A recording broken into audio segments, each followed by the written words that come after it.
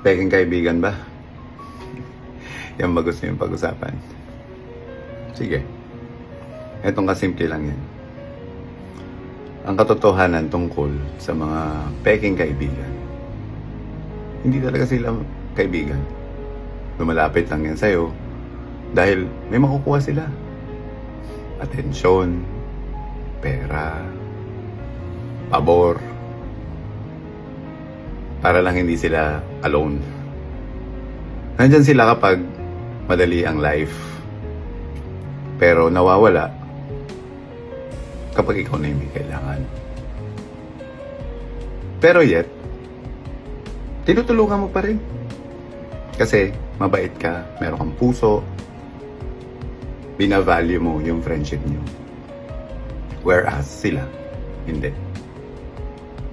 Ginagamit ka lang nila. For their own good.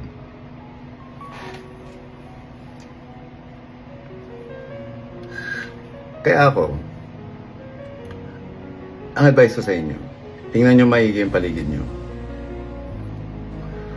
Yung mga fake friends yan, nakakalat yan eh. They're all over the place. Magagaling yan pag masarap ang buhay. At ang mga peking kaibigan, kumukuha ng lakas mo.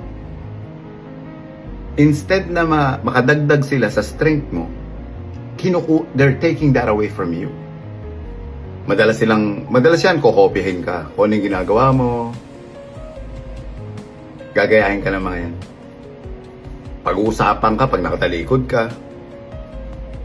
Yung, parang may narinig akong saying yan eh. Kung sino yung wala dito, yun ang pag-uusapan. Anong klaseng kaibigan yung mga ganyan? Nawala ka lang, pag-uusapan ka.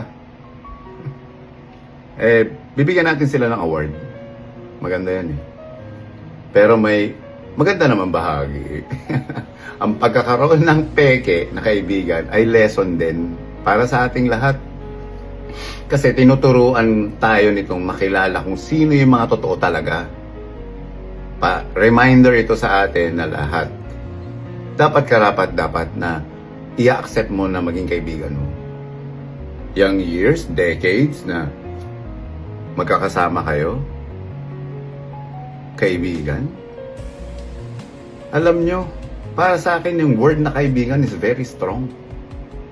Hindi ko nga ginagamit yan eh. Kaibigan ko si ganito, kaibigan ko si ganyan. Hindi. I don't use that. Hindi ko ginagamit yan. Pag kinlame kong kaibigan kita, kailangan matuwa ka.